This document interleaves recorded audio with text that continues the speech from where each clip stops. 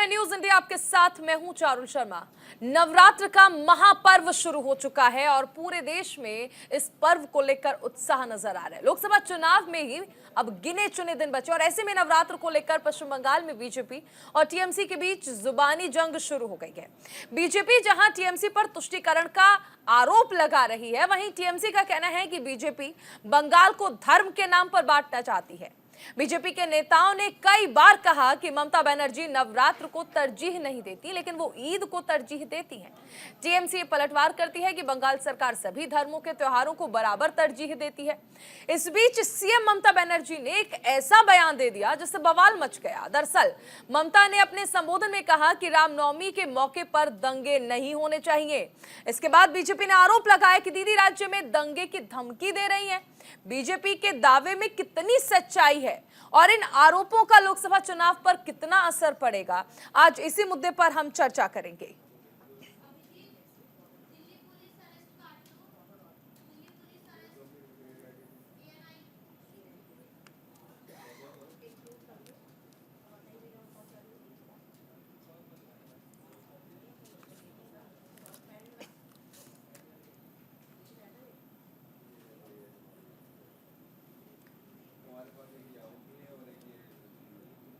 तो चलिए चर्चा की शुरुआत करते हैं। हमारे साथ हमारे तमाम खास मेहमान जुड़ गए हैं। माधवी अग्रवाल जो कि बीजेपी की प्रवक्ता हैं, हमारे साथ जुड़ गई। गोपाल कृष्ण कांग्रेस प्रवक्ता हैं, संजय चक्रवर्ती टीएमसी के प्रवक्ता हैं और निपुण जी हमारे साथ राजनीतिक विश्लेषक के तौर पर जुड़े हैं। मैं सबसे पहले इस सवाल को संजय जी से लेना चाहूंगी। संजय जी, ममता जी के बयान का आखिर अर्थ क्या था? क्योंकि इस अर्थ के आधार पर ही अलग अलग पार्टियां अपने हिसाब से इसका अर्थ निकाल रही हैं और बयान दे रही हैं। राज्य का पिछला इतिहास रहा है कि नवरात्र जब भी आता है इस तरह के कांड होते हैं, घटनाएं होती हैं और ये चुनाव का माहौल है। माहौल को गर्म करने की कोशिश किया जाएगा, वोटों को पोलराइजेशन किया जाएगा और ये राज्य सरकार को इनपुट मिला है। अगर ये इनपुट ना मिला होता तो इस तरह के बयानबाजी ना होती। ये इनपुट मिला है कि ये लोग कुछ तैयारी फिर से कर रहे हैं कि राज्य के माहौल को क्योंकि इनको हार साफ नजर आ रहा है। इनको दिख रहा है कि ये इस बार चुनाव नहीं जीत सकते और यही वजह है कि 417 सीटों में से 121 तो कांग्रेसी जो है इनकी तरफ से चुनाव लड़ रहे हैं। इनको जो है कैंडिडेट नहीं मिल रहा है तो किस तरीके से माहौल को गर्म करेगा। आप देखिएगा हाईकोर्ट के रिटायर्ड जज को भी जो है इन्होंने टिकट दे रखा है, संदेश खाली की पीड़िता को भी टिकट दे रखा है। मतलब जो है ये सिर्फ इनको कैंडिडेट, इनके बीजेपी के खुद के कैंडिडेट नहीं मिल रहे हैं। संजय जी, मैं बयान के आधार पर पूछ रही हूँ, किसे टिकट दिया गया, किसे नहीं दिया गया, पार्टी का निजी फैसला है। बात कर रहा हूँ ये पार्टी का निजी फैसला है। नहीं, मैं पूरी बात तो सुन लीजिए। मैं क्या बोलना चाहता हूँ, मैं ये बोलना चाहता हूँ क्योंकि जो इनका इनपुट है हम लोगों को मिला हुआ राज्य सरकार को, क्योंकि देखिए पुलिस इस समय हमारे हाथ में नहीं है, लागू है, इसीलिए पुलिस जो है वो तो चुनाव आयोग के हाथ में है। तो हम लोग कोशिश ये है कि किस तरीके से एक आगाह किया जाए आम पब्लिक को कि वो सौहार्दपूर्ण वातावरण में रहे। ऐसे किसी भी मतलब आप ये कहना चाह रहे हैं आपको इनपुट मिला है और उसी के आधार पर आपने सभी को आगाह किया। माधवी जी, ये साफ तौर पर कह रहे हैं कि इनपुट मिला है हमें ऐसा और उसी के आधार पर आगाह किया गया। बीजेपी को क्यों लगता है कि ये कहना कुछ और चाहते हैं और करना कुछ और चाहते हैं? देखिए, जिस तरीके से यहाँ पर विगत वर्षों में दंगे हुए हैं, खास करके पिछले साल रामनवमी के समय में दंगे हुए और वहां पर जो है इनकी प्रशासन पूरी तरीके से पंगु होकर बैठी रही और इस बार भी उनको ये मतलब यहाँ तक कि उन्होंने ये भी बोला कि जो मुस्लिम बाहुल्य क्षेत्र है वहां से यात्रा निकालने का परहेज करें, वो रूट सेलेक्ट ही ना करें। तो आप ये बताइए कि पश्चिम बंगाल में क्या वो ये कहना चाहती हैं कि सिलेक्टिव रूट जो है वो केवल यात्रा की, ये तो होना नहीं चाहिए ना भाई, कोई भी कहीं से भी यात्रा निकाल सकता है। और अगर मान लीजिए कि मुस्लिम बाहुल्य क्षेत्र से अगर रामनवमी की यात्रा निकलती है और वहां पर दंगे हो रहे हैं और वो लोग ये सोच रहे हैं कि अगर इस क्षेत्र से निकलेगा तो हमारा राइट है कि हम दंगे करेंगे, हम पत्थरबाजी करेंगे, हम इनको तंग करेंगे, तो कहीं ना कहीं ये बताता है ना कि इन लोगों का मनोबल जो है वो प्रशासन और बंगाल की शासन जो है वो बढ़ा रही है। उन लोगों के पास में आप ये राइट दे रहे हैं कि अगर जो रथ यात्रा का जो नवमी की यात्रा अगर निकलेगी उस क्षेत्र से तो उनको ये मौका मिल जाएगा कि वो पथराव करें। तो ये तो प्रशासन की कहीं ना कहीं पंगुपन है ना कि भाई मुझे एक शब्द नहीं सुनाई पड़ा आ रहे हैं मेरा मानना ऐसा है कि भाई पश्चिम बंगाल हो चाहे कोई भी राज्य हो, कहीं से भी चाहे कोई भी धर्म का व्यक्ति हो, अपनी यात्रा को कायदे से निकाले और शांतिपूर्वक निकाले। हर धर्म में सौहार्द होना चाहिए। लेकिन अगर खुद पश्चिम बंगाल के मुख्यमंत्री प्लीज ऑडियो ये ठीक कराइए। से रुक जाइए, मुझे बोल लेने दीजिए। मंच से बोलती है कि आप लोग पहले तो अवॉइड करिए कि मुस्लिम बाहुल्य क्षेत्र से यात्रा ना निकाला जाए, वहां से रूट ना निर्धारित किया जाए। और दूसरा, वो मंच से खड़ी होकर बोलती है कि भाई दंगे हुए तो बहुत खराब होगा, दंगे होने नहीं चाहिए। तो आपको ऐसा क्यों लगता है कि भाई दंगे होंगे या दंगे होने की संभावना है? आपको तो बिल्कुल इस चीज पर वो कह रहे हैं ना निश्चित कि उन्हें इनपुट्स मिले हैं, राज्य सरकार को इनपुट मिले हैं, उसी के आधार पर ममता बनर्जी ने बयान दिया है। तो इनपुट कहाँ से मिल रहे हैं भाई? तो आपने इनको इतना मनोबल कैसे दे दिया कि आपको ये इनपुट मिल रहे हैं कि दंगे हो सकते हैं? तो आपको तो अरेस्टिंग करनी चाहिए ना। जहां से आपको इनपुट मिल रहे हैं या इंडिकेशंस मिल रहे हैं कि यहाँ दंगे हो सकते हैं या उन्होंने इस तरीके की कुछ प्लानिंग की ठीक है, मैं आगे जुड़ूंगी आपसे और भी अभी गेस्ट हैं, उनके रिएक्शंस ले लेती हूँ। गोपाल जी, आपका क्या स्टैंड है? क्या वाकई आपको भी ये लगता है कि ममता बनर्जी दरअसल ये कहना चाहती थी कि दंगे ना हो और बीजेपी तुष्टीकरण कर रही है, या फिर आपको लगता है बीजेपी को सही लगता है और कहीं ना कहीं ममता बनर्जी इशारा इसी बात का दे रही थी कि दंगे हो सकते हैं? सबसे पहले चारुल जी आपको नमस्कार और उपस्थित सभी प्रवक्तागण को मेरा नमस्कार। मैं गोपाल कृष्ण जी। मैडम, ये सबसे जरूरी जानना है कि किस पार्टी का क्या स्वभाव है, क्या चरित्र है। भारतीय जनता पार्टी का जन्म ही दंगा फसाद कराने के लिए हुआ है, क्योंकि ये बता नहीं सकते हैं कि मैंने 2 करोड़ रोजगार दे दिया। अभी ये डिबेट चलना चाहिए था 2 करोड़ रोजगार पर, काला धन पर। 100 दिन में काला धन आ जाएगा, इस पर डिबेट होना चाहिए था। 2 करोड़ रोजगार दे देंगे। गोपाल जी, आपको डिबेट का टॉपिक बताया गया था ना? जी जी, मुझे मालूम है, मैं उसी पे आ रहा हूँ, लेकिन ये थोड़ा सा बैकग्राउंड भी जरूरी हो जाती है। नहीं, आप वो डिसाइड तो मत करिए कि टॉपिक क्या होना चाहिए गोपाल जी। जो टॉपिक है वो आपको बताया गया है, आप उस पर सहमत हैं, जुड़ने के लिए आप आए हैं और आप अपने विचार उस पर हर पर्व त्योहार में, सभी पर्व त्योहार में कुछ जो असामाजिक तत्व हैं उसका आड़ लेकर वो बीजेपी के द्वारा सह देकर उससे दंगे फसाद करवाए जाते हैं। तो इसी लक्ष्य में अगर हमारे माननीय मुख्यमंत्री जी ने बोला है कि अगर कोई दंगा फसाद करेगा तो कठोर कानूनी कार्रवाई होगी, तो क्या गलत है? और बीजेपी वालों को क्यों तकलीफ हो रही है भाई? क्या चाहते हैं आप कि दंगे की आग में झुलस जाए? तो नहीं होने वाला है ये। अब युवा रोजगार मांग रहा है, काला धन खोज रहा है, महंगाई से लड़ रहा है। आज आप लद्दाख में किसी को घुसने नहीं दे रहे हैं, क्योंकि लद्दाख की असलियत क्या है? अभी चीन घुसा हुआ है। तो ऐसी बहुत सारी बातें, अरुणाचल प्रदेश में बवाल चल रहा है, वो सब नहीं दिखाकर, तो एक मुख्यमंत्री का कर्तव्य है कि अपने राज्य में सुरक्षा व्यवस्था को कायम करे, और उस कायम करने के लिए अगर उसको पुलिस के द्वारा सख्त कदम लिए जाए। गोपाल जी, एक सवाल आपसे लेना चाहूंगी। अधीर रंजन चौधरी खुद ममता बनर्जी के बयान का विरोध कर रहे हैं। राहुल गांधी आते हैं तो ममता बनर्जी मिलती नहीं है। ये आप यहाँ पर सपोर्ट कर रहे हैं, बड़े नेता विरोध कर रहे हैं, कोई खास वजह, कोई खास लिंकअप? नहीं, वो इंडिया गठबंधन का धर्म यहाँ पर निभा रहे हैं और बड़े लेवल पर नहीं निभाया जाएगा? बनर्जी जी इंडिया गठबंधन की अंग है, वो is integral part of the India गठबंधन। हम लोग चुनाव लड़ रहे हैं मजबूती से। बीजेपी अपना सोचे, उनको तो लड़ना ही लड़ना है ना। हमारी क्या अंडरस्टैंडिंग है और क्या स्ट्रेटेजी है और किसके तहत वो अलग लड़ रही है, ये सारी बातें बड़े बड़े नेता लेते हैं। लेकिन अभी की जो बात है कि हर रामनवमी में इनको दंगा फसाद करवाना है, तो ये तो एक पूर्ववर्ती समय रहते एक निर्देश तो मुख्यमंत्री के द्वारा दिया जाना चाहिए ना, कि समाज में शांति बने रहे, पर्व त्योहार हर अधीर रंजन चौधरी ये क्यों कह रहे हैं कि ममता बनर्जी दरअसल दंगा फैलाने की कोशिश कर रही हैं ऐसे बयान देकर? जी नहीं, ये चीजें तो मीडिया में कुछ गलत चैनल चलाते रहते हैं। मीडिया में गलत नहीं चलता सर, नेता बयान देते हैं, मीडिया वही बताती है।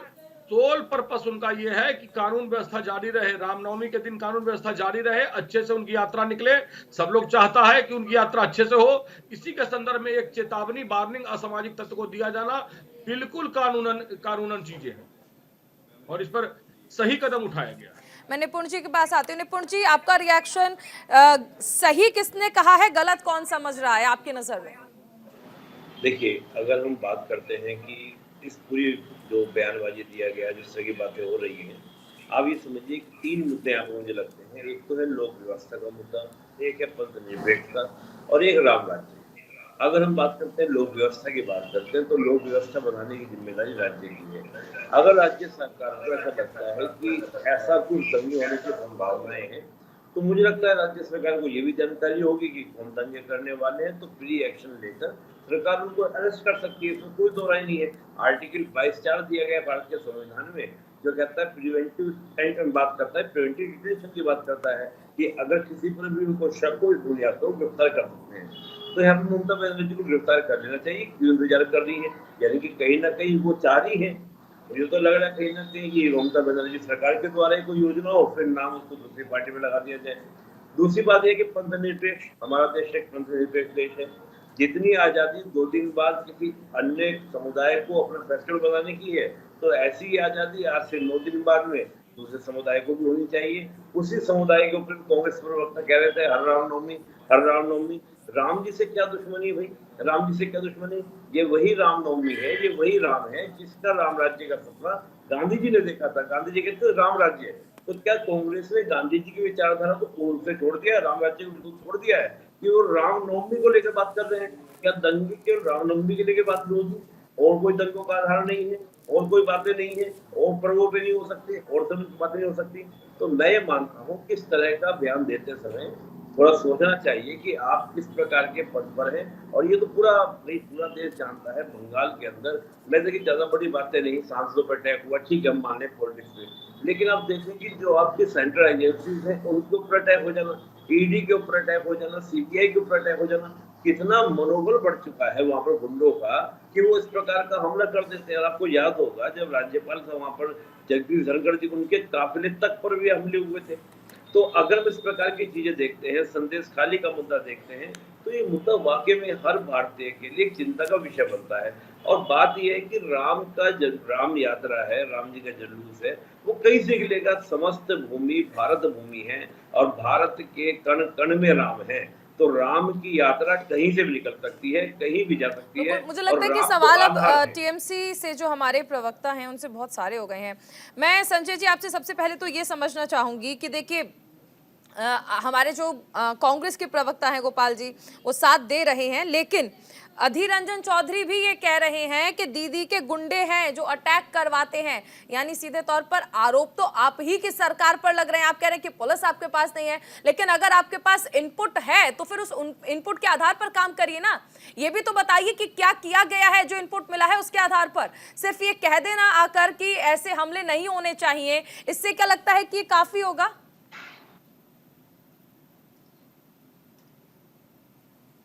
असामाजिक तत्वों को, प्रधानमंत्री को सोचना चाहिए कि मणिपुर के भी कण कण में राम है। मणिपुर तो उनसे कंट्रोल नहीं होता है, एक छोटा सा राज्य, और आज उस तरह से महिलाओं को निर्वस्त्र किया गया। तो इससे गया गुजरा प्रधानमंत्री के इतिहास में और क्या होगा? वो बोले हैं जाकर प्रधानमंत्री को जाना चाहिए था मणिपुर, नहीं गए। संजय जी शब्दों का प्लीज थोड़ा सा ख्याल रखें, थोड़ा सा ख्याल रखें शब्दों का। किस मुंह से जाएंगे मणिपुर जब अपनी विफलता को लेकर जाएंगे? मैं आपसे मणिपुर पर बात नहीं कर रही हूँ, मैं आपसे बंगाल पर बात कर रही हूँ। मणिपुर पे अगर मुझे बात करनी होगी, मणिपुर पर अगर मुझे बात करनी होगी तो माधवी जी हमारे साथ जुड़ी हुई है, उनसे मैं सवाल कर लूंगी। समय रहते हुए अगर चेतावनी जारी किया गया है तो ये पहला कदम है, पुलिस फोर्स को अलर्ट किया गया, ये दूसरा कदम है और ये किया जाएगा। गोपाल जी सवाल मैं संजय जी से कर रही हूँ, आप जवाब दे रहे हैं। संजय जी आप तो खुद टीएमसी के प्रवक्ता हैं, गोपाल जी आपके प्रवक्ता क्यों बन रहे हैं? भाई सवाल आप मुझे पूछिए ना, मैं जवाब आपका सवाल आपसे ही पूछा था मैंने। आपके पास इनपुट है, आपकी सरकार के पास अगर इनपुट है, आप ये कह रहे हैं कि पुलिस आपके हाथ में नहीं है, लेकिन आप कुछ तो कर सकते हैं ना। आपकी सरकार ने क्या किया? कोई कंप्लेन की गई? कुछ तो किया होगा ना। इनपुट अगर मिला है तो उसके आधार पर क्या किया गया? सिर्फ बयान देने से आपको लगता है कि दंगे नहीं होंगे, या बयान देने से अगर कानून व्यवस्था सुधर जाती तो फिर सरकारों की क्या जरूरत है, पुलिस प्रशासन की क्या जरूरत है? देखिए पहले तो मैं राजनीतिक विशेषज्ञ को एक खबर कर दूं, इस समय आचार संहिता लागू है और पुलिस की व्यवस्था जो है वो चुनाव आयोग के पास है, सरकार के पास नहीं होता है। ये काइंड फॉर इंफॉर्मेशन आगे कहीं डिबेट करिएगा तो वहां जरूर बता दीजिएगा। और राज्य सरकार मुख्यमंत्री अब एक एक लोगों के कान में जाकर के नहीं बोलेंगी कि दंगा होने वाला है, दंगा होने वाला है। अभी मैं परसों जो है योगी आदित्यनाथ जी का न्यूज वो सुन रहा था कि वो बोल रहे थे कि हम राम को लाए हैं। अरे आपकी क्या हिम्मत है, आप राम को लेकर गए और जो व्यापारियों को वो करेंगे उनको राम नाम सत्य कर देंगे। ये तो खुलेआम धमकी है। इस तरीके से धमकी जो है अगर मंच से दिया जा सकता है कि राम नाम सत्य कर देंगे, जब और दूसरी बात, चुनाव आयोग को इसका बाकायदा लिखित जानकारी दी गई है कि ऐसा हो सकता है, क्योंकि ये इसका ट्रैक रिकॉर्ड है। पिछली बार आपको शायद याद होगा कि हनुमान जयंती के दिन रोजा चल रहा था, उस समय रमजान का मौसम था, रोजा चल रहा था और 1051 यात्राएं हुई थी पूरे बंगाल से।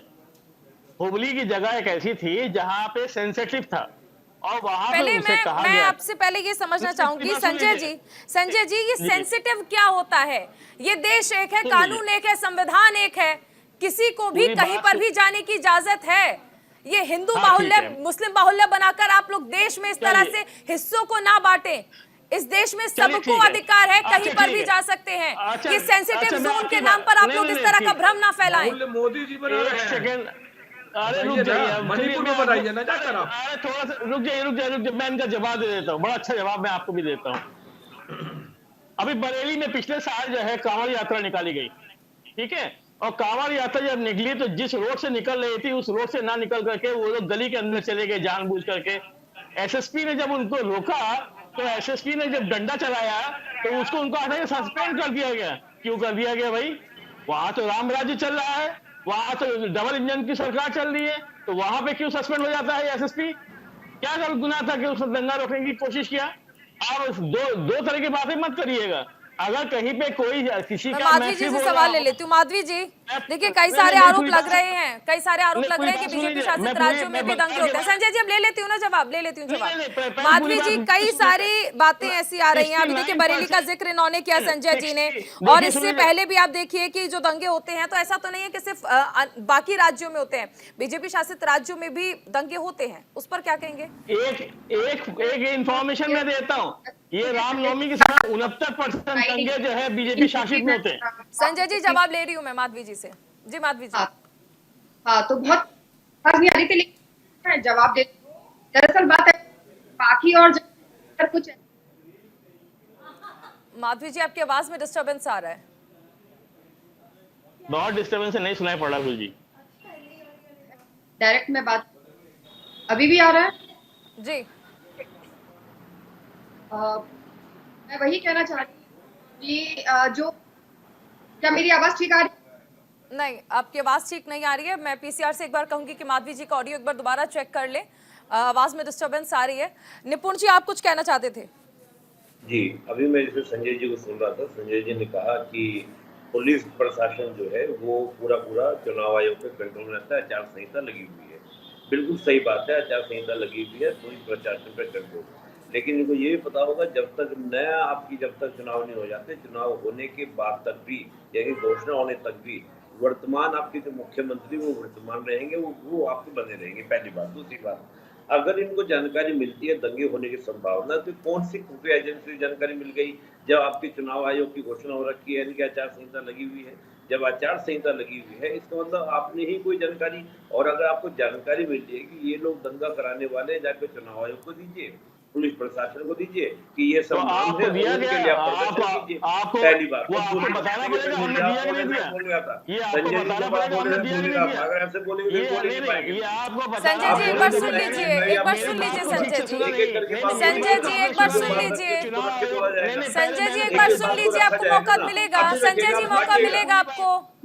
संजय जी, आपको मौका मिलेगा, मौका मिलेगा। दबाइए मत, ये बंगाल में आप ऑलरेडी कर रहे हैं, मैं दिल्ली में बैठा हूँ, आप बंगाल में दबाइए आवाज, वहां उठेगी राम की आवाज। दूसरी बात कर रहे थे कांवड़ यात्रा और आपका राम यात्रा। देखिए, कांवड़ यात्रा और राम यात्रा को समझना पड़ेगा। देखिए, कांवड़ यात्रा क्या होती है, एक लक्ष्य से व्यक्ति कांवड़ लेकर चलता है, उसका एक लक्ष्य होता है कि मुझे वहां पर शिवालय में जाकर गंगा जल चढ़ाना है, वहां पर पहुंचूंगा, उसका एक रूट होता है। लेकिन राम की जो शोभा यात्रा निकलती है वो होती है जनमानस में राम का प्रचार करने के लिए, एक उसको जो आपका पूरा उत्सव होता है, उससे उत्सव को जन जन को जोड़ने के लिए होती है।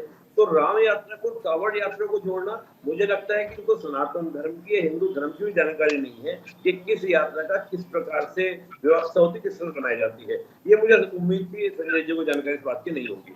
और दूसरी बात मैं कहता हूँ, लोक व्यवस्था क्या, अरे भाई संजय जी आप बोलने नहीं देंगे, संजय आप बोलने देंगे, निपुण जी, ऐसे करेंगे कैसे चलेगा सर? सर, एक दूसरे के बीच में मत बोलिए ना। आप बोल लीजिए, मैं चुप रहूंगा ना, आप मेरी बात संजय समझिएगा। जी, निपुण जी, मैं आप दोनों से जवाब लूंगी। एक छोटे से ब्रेक के लिए अभी हमें रुकना होगा। आप बने रहिए न्यूज़ इंडिया के साथ।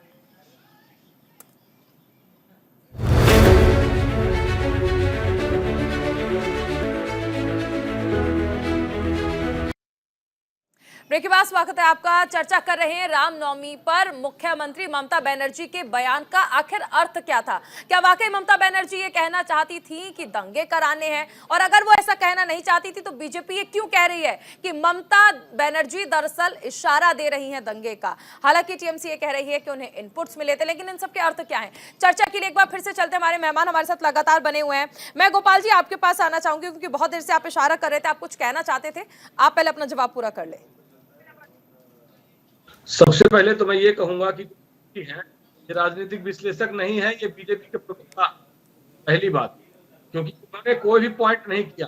आज की मीडिया में अगर ये टॉपिक चल रहा है रामनवमी और दंगा, तो इसका मतलब है कि इसको प्रचार ऐसा हो सकता है, तो ये तो समाज के हित में नहीं है ना।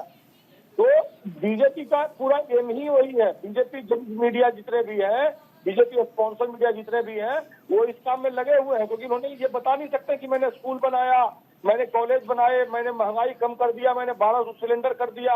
ये सब तो बताने के लिए इनके पास में है नहीं कुछ। तो यही सब रह गया है कि रामनवमी है तो दंगा करवा देंगे तो पोलराइज हो जाएगा। तो इस बार पोलराइज नहीं होने वाला है।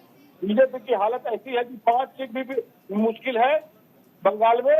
और सबसे बड़ी बात आप देखिए कि बंगाल का पड़ोसी राज्य है मणिपुर, के आसपास में ही है, बहुत सारे बंगाली भी वहाँ रहते हैं। मणिपुर में प्रधानमंत्री की जाने की हिम्मत रही है। और मणिपुर में, और बात करते हैं प्रधानमंत्री महिला सुरक्षा की, बिहार में, अभी मैं बिहार में बैठा हूँ, बिहार में बीजेपी ने एक भी महिला को नहीं टिकट दिया। सिर्फ नीतीश जी ने एक महिला को दिया, बाकी बीजेपी ने एक भी महिला को नहीं दिया। तो इनका कोई योगदान नहीं है महिलाओं के लिए, इनका कोई योगदान समाज के लिए नहीं है। आज लद्दाख की हालत है कि आमरण अनशन पर लोग वहाँ बैठे हुए हैं, वो मीडिया नहीं चलाएगी। गोपाल जी, आपको लगता है कि मैंने आपको ये जो वक्त दिया है वो इसके लिए दिया होगा? आपको भली भांति पता है कि हमारा मुद्दा क्या है। अगर मुद्दे से भटकना है तो बहुत सारे मुद्दे हो सकते हैं सर। मैं बताना चाह रहा हूँ कि बीजेपी के पास कुछ पॉजिटिव चीजें जुड़ाने के लिए नहीं है कि मैंने पॉजिटिव किया है। सिर्फ और सिर्फ पोलराइज करो, पोलराइज करने के लिए हिंदू मुसलमान करो, संदेश खाली करो, ये कर, अरे एक फैक्ट्री लगाए। आपको क्या लगता है संदेश खाली में गलत हुआ या सही हुआ? मणिपुर में आपको क्या लगता है? आपको क्या लगता है? पहले आप संदेश खाली का जिक्र करें, मैं मणिपुर का जवाब ले लूंगी उनसे। आप मुझे जवाब दें। महिलाओं की अस्मिता के साथ खिलवाड़ किया जाता है, ये आपको सही लगता है? आपको सिर्फ एक मुद्दा लगता है किसी महिला का सामने आकर ये कहना कि उसकी अस्मिता से खिलवाड़ किया गया है? आपको ये मजाक लगता है? आपको ये मजाक लगता है? सिर्फ बीजेपी पर आरोप लगाने के लिए आपको लगता है कि आप संदेश खाली के मुद्दे को इतना छोटा कर देंगे? इतना छोटा कर देंगे आप? नहीं गोपाल जी, आप ये नहीं कर सकते हैं। आपको मौका, मैं एक सेकंड निपुण जी एक सेकंड। आप इसलिए नहीं कर सकते हैं क्योंकि एक महिला अगर कह रही है उसके साथ गलत हुआ है तो वो किसी बात पर कह रही होगी। आप सिर्फ राजनीति करने के लिए इस तरह के बयान ना दें। मणिपुर में तो गलत हुआ ना। हम चर्चा को रोकेंगे अभी। एक बार प्रधानमंत्री नरेंद्र मोदी पीलीभीत पहुंच चुके हैं, क्या कह रहे हैं सुनते हैं।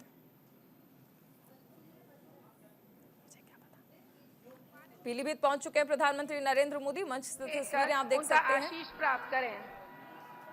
तालियों के साथ में सीएम योगी आदित्यनाथ मौजूद हैं। मंच से ये तस्वीरें। मोदी मोदी मोदी मोदी।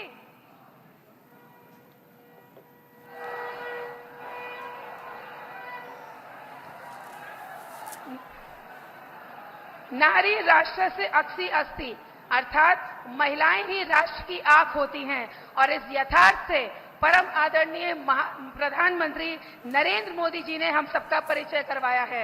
अतः मंच पर उपस्थित डॉक्टर दलजीत कौर, जिला पंचायत अध्यक्ष, सविता वर्मा, ब्लॉक प्रमुख, गीता मिश्रा, जिलाध्यक्ष महिला मोर्चा, श्रीमती रश्मि जायसवाल, नगर पालिका अध्यक्ष, और स्वयं मैं डॉक्टर आस्था अग्रवाल, नगर पालिका अध्यक्ष, समस्त नारी शक्ति आपका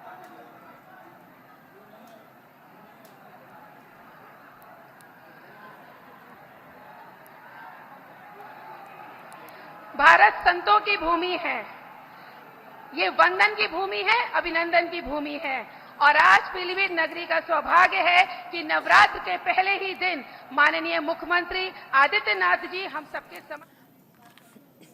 तो प्रधानमंत्री नरेंद्र मोदी पहुंच चुके हैं पीलीभीत। प्रचार लगातार चल रहा है। एक बार फिर से हम चर्चा की शुरुआत करेंगे। जी, मैं निपुण जी आपके पास आना चाहूंगी, आप कुछ कहना चाह रहे थे। कि देखिए कांग्रेस का बड़ी समस्या ये हो गई है, बात कहीं भी करो, ये बात घूम फिर कर अपना एक टेप रिकॉर्ड है उसमें लगाई हुई एक सीडी, वो अपना बोलना शुरू कर दे, इसके अलावा कोई बात नहीं बोलेंगे। संदेश खाली पे इनके मुंह में दही जम जाएगा, बिल्कुल आवाज नहीं निकलेगी। आपने अधीर रंजन चौधरी जी का जिक्र किया, तब ये कुछ नहीं बोले। अधीर रंजन चौधरी जी को एकदम छोड़ दिया, जब चाहे इनको स्वीकार कर लेंगे, जब चाहे छोड़ देंगे। तो जिस मुद्दे पे बात हो रही है उस मुद्दे पे बात की जाए। अब मणिपुर, अरे मणिपुर का मुद्दा दिया हुआ किसका है? 70 के दशक में नोटिस चलना शुरू हो गया था, तब कौन सरकार थी? 1954 में मैं उठाने लगूंगा तो ये फिर भागेंगे 50 साल बाद, 70 साल पूरे कर रहे हो, उससे की बात करना शुरू कर देंगे। गृह मंत्री जी कहे थे कि मणिपुर, फिर मणिपुर की बात शुरू हो गई कि मणिपुर अपना बात करके फैक्ट देना शुरू कर दूंगा, नागालैंड का जिक्र कर दूंगा, ये फिर भागेंगे। तो तथ्यों की बात नहीं करेंगे, जिस मुद्दे की बात चल रही है, जो मुद्दा है उस पर बात कीजिए। आप ये बताइए अधीर रंजन चौधरी जी के वक्तव्य से आप सहमत हैं या नहीं? बस हाँ या ना। संदेश खाली में जो हुआ सही हुआ या नहीं हुआ, आप जोड़ दीजिएगा मणिपुर को, पर पहले ये तो बोलिए ना संदेश खाली में जो हुआ सही हुआ या गलत हुआ, आप बोल दीजिए, बात खत्म हो गई। क्या अधीर रंजन चौधरी जी को छोड़ दिया आपने? गांधी जी को छोड़ दिया? राम राज्य को छोड़ दिया क्या आपने? कांग्रेस ने राम राज्य को छोड़ दिया? देना चाहिए कि नहीं? मणिपुर में गृह मंत्री को इस्तीफा देना चाहिए कि नहीं? मैं भी पूछ रहा हूँ, आज मुद्दा किसका है? पढ़ा दीजिए, पेपर दिखा दीजिए। गोपाल जी आपको इस मुद्दे पर कुछ कहना है? गोपाल जी इस मुद्दे पर मणिपुर जी मैं पूछ रही हूँ, युद्ध में ढकेल दिया। नहीं गोपाल जी आपके पास कुछ कहने को है रामनवमी पर? क्या कहना चाहती है ममता सरकार? कुछ कहना चाहेंगे इस पर आप? प्रायोजित, ये भाजपा पार्टी का प्रायोजित साजिश है जिसका खुलासा किया माननीय ममता बनर्जी मुख्यमंत्री। भाजपा इतनी ताकतवर क्यों है? राज्य में टीएमसी की सरकार है, वहां पर राज्य में टीएमसी की सरकार है, लेकिन भाजपा वहां दंगा करा देगी। भाजपा हर जगह दंगा करा देगी, राज्य सरकार हाथ पे हाथ रखे बैठी रहेंगी क्योंकि बीजेपी इतनी ताकतवर आपको नजर आती है। आप विपक्ष में खुलकर इस बात को उठा भी नहीं पाते हैं। फिर नहीं, दंगे कराने वाला ताकतवर नहीं हो जाता, दंगा कराने वाला चक्का और गुंडा और अराजक तक होता है। मणिपुर में आपके सीएम भी थे। लौटेंगे आपके पास। योगी आदित्यनाथ जी इस वक्त क्या कह रहे हैं पीलीभीत में, सुनते हैं। राकेश सचान जी, बलदेव सिंह ओलख जी, संजय सिंह गंगवार जी, पूर्व केंद्रीय मंत्री और बरेली के सांसद श्री संतोष गंगवार जी, भारतीय जनता पार्टी के पीलीभीत लोकसभा सीट से प्रत्याशी, उत्तर प्रदेश सरकार के मंत्री श्री जितिन प्रसाद जी, बरेली लोकसभा सीट से भारतीय जनता पार्टी के प्रत्याशी श्री छत्रपाल सिंह गंगवार जी, पूर्व मंत्री श्री सुरेश राणा जी, आज के इस कार्यक्रम में उपस्थित सभी माननीय जनप्रतिनिधिगण और पीलीभीत से जुड़े हुए सभी उपस्थित बहनों और भाइयों, मैं आप सबकी ओर से देश के यशस्वी प्रधानमंत्री और दुनिया के सबसे लोकप्रिय राजनेता आदरणीय श्री नरेंद्र मोदी जी का पीलीभीत की इस धरती पर आगमन पर हृदय से स्वागत करता हूं, अभिनंदन करता हूं। बहनों और भाइयों, ये हमारा सौभाग्य है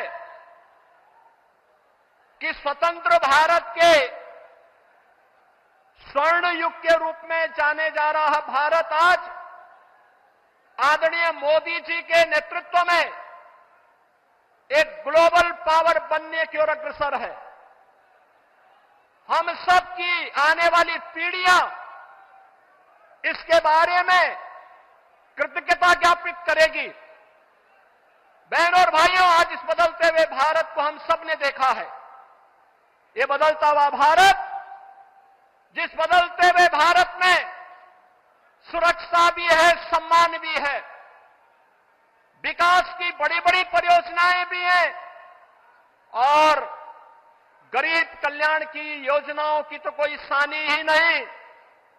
बहनों और भाइयों, ये बदलते हुए भारत ने कभी किसी ने सोचा था कि गुरु नानक देव जी का जन्म जिस भूमि पर हुआ था, कभी वो अखंड भारत का हिस्सा था, कांग्रेस की कुटिल चालों से देश का विभाजन हुआ, लेकिन सिख भावनाओं का सम्मान करते हुए, भारत की उस आस्था का सम्मान करते हुए करतारपुर कॉरिडोर का निर्माण मोदी जी के नेतृत्व में ही संभव हो पाया, जब प्रधानमंत्री के रूप में मोदी जी देश के प्रधानमंत्री बने।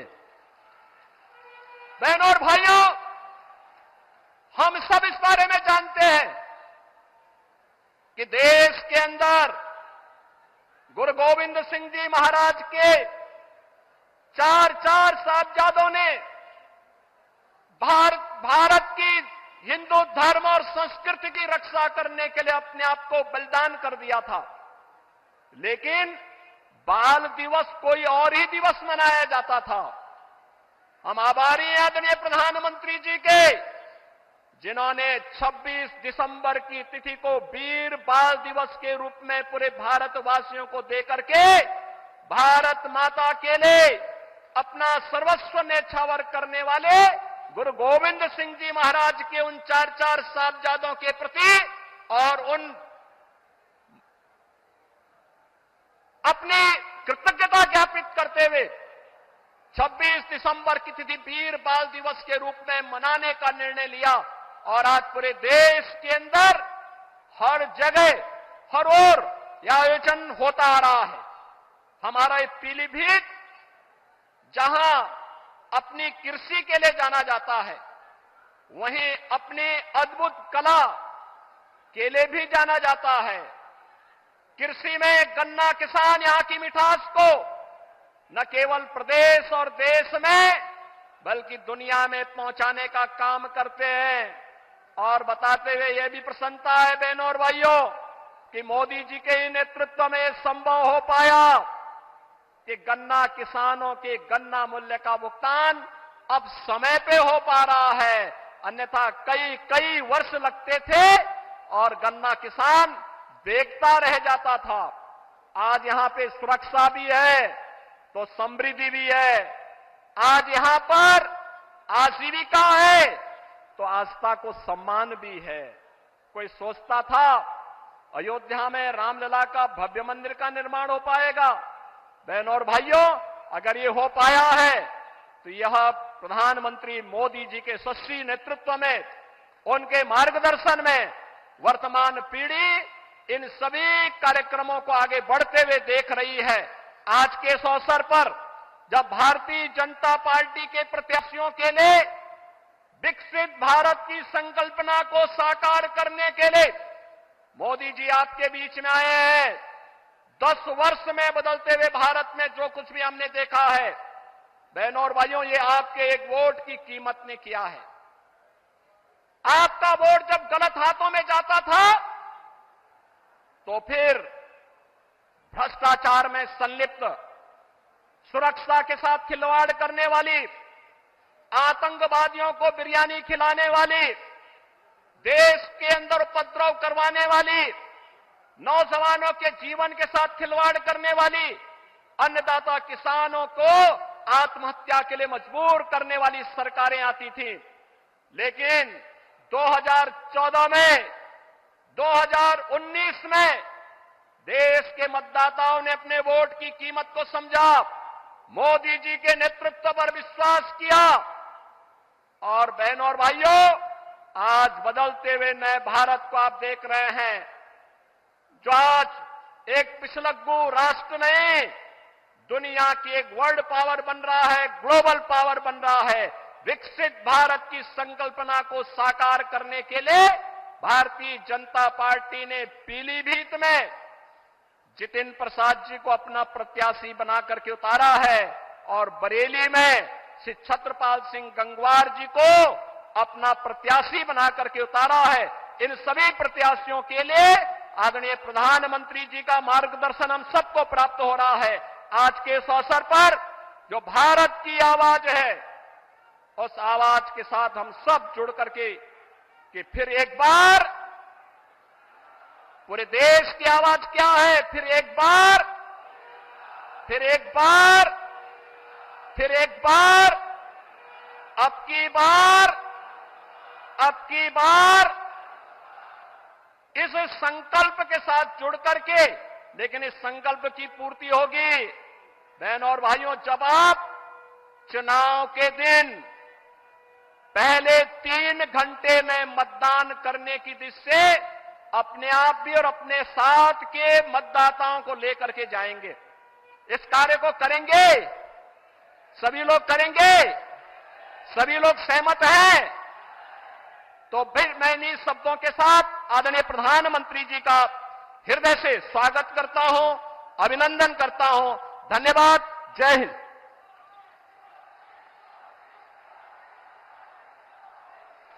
मैं माननीय मुख्यमंत्री जी का आभार व्यक्त करती हूं अपने आशीष वचनों के लिए। परम वैभवम नेतु मेतत स्वराष्ट्रम की कल्पना को साकार करने के लिए, अपने उद्वत लक्ष्य की प्राप्ति के लिए हर पल चिंतन मनन करने वाले हमारे जननायक, परम आदरणीय, परम श्रद्धेय प्रधान सेवक हमारे प्रधानमंत्री माननीय श्री नरेंद्र मोदी जी से अनुरोध करती हूं कि हम सबका मार्गदर्शन करें।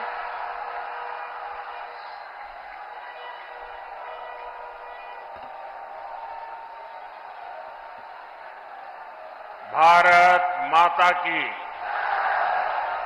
भारत माता की। साथियों, आज देश के विभिन्न हिस्सों में नववर्ष मनाया जा रहा है।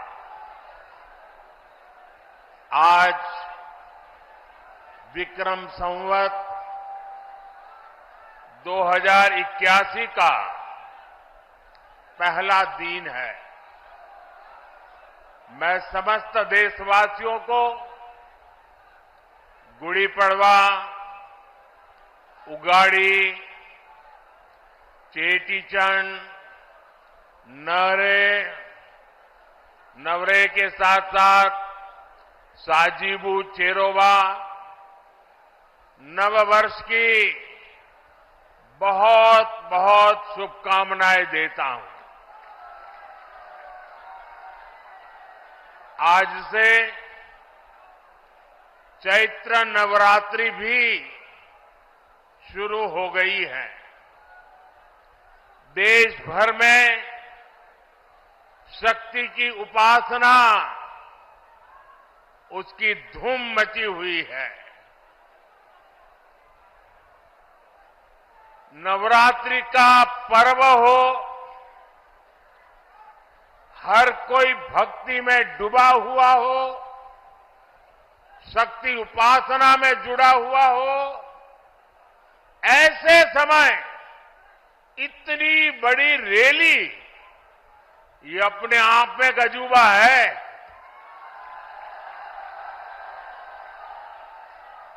क्योंकि मेरा जब कार्यक्रम बन रहा था तो मैंने कहा भाई नवरात्रि है, लोग कैसे आएंगे। उन्होंने कहा साहब बस आप डेट दे दीजिए। और इतने कम समय में नवरात्रि के पावन पर्व पर भी इतनी बड़ी तादाद में आप हमें आशीर्वाद देने आए। इस पावन अवसर पर बड़ी संख्या में शक्ति स्वरूपा माताएं, बहनें, बेटियां हमें आशीर्वाद दे रही है।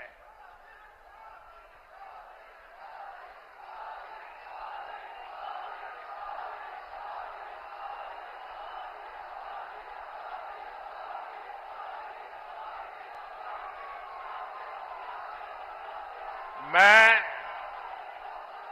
सभी सिख गुरुओं को भी नमन करता हूं। कुछ ही दिन में बैसाखी भी आने वाली है। मैं आपको बैसाखी की भी शुभकामनाएं देता हूं। मुझे यहां पीलीभीत के साथ ही बरेली की जनता जनार्दन के दर्शन का भी सौभाग्य मिला है। और सब दूर एक ही संदेश है, बहुत ही स्पष्ट संदेश है। एक ही गुंज सुनाई दे रही है। फिर एक बार, फिर एक बार, फिर एक बार। साथियों, हम बचपन से सुनते आए हैं, 1.25 लाख से एक लड़ाऊं,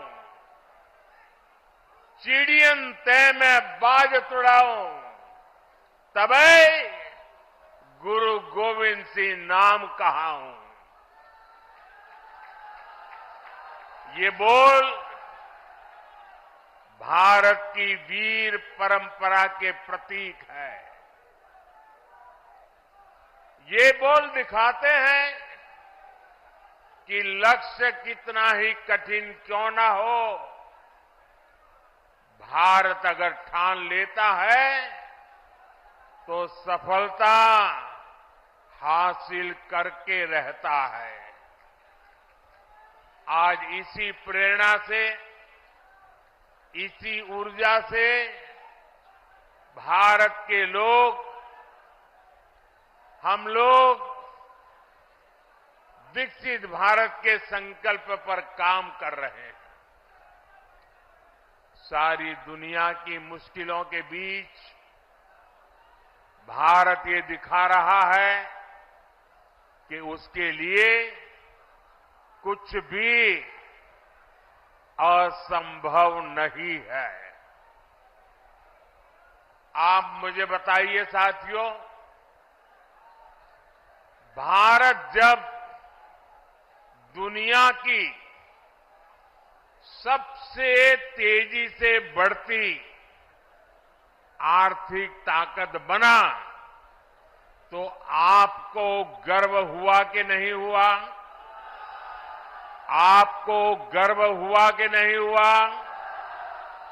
हमारे चंद्रयान ने जब चांद पर तिरंगा फहराया तो आपको गर्व हुआ कि नहीं हुआ?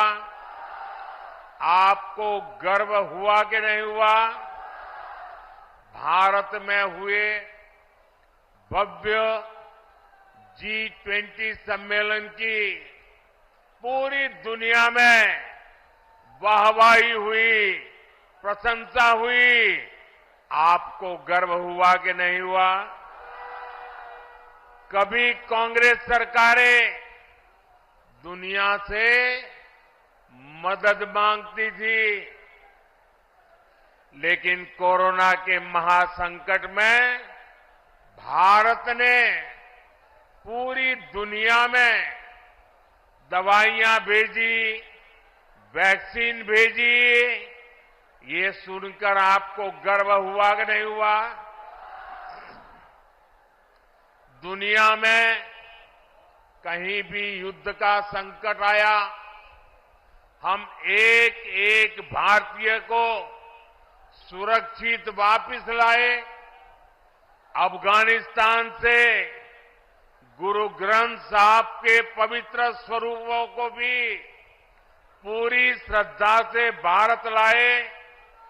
आपको गर्व हुआ कि नहीं हुआ? साथियों, जब देश मजबूत होता है तो दुनिया उसकी सुनती है। आप मुझे बताइए, दुनिया में भारत का डंका बज रहा है कि नहीं बज रहा है? चारों तरफ डंका बज रहा है कि नहीं बज रहा है? दुनिया के हर कोने में डंका बज रहा है कि नहीं बज रहा है? ये कैसे हुआ? ये कैसे हुआ? ये किसने किया? ये कैसे हुआ? किसने किया? किसने किया? किसने किया? आपका जवाब गलत है।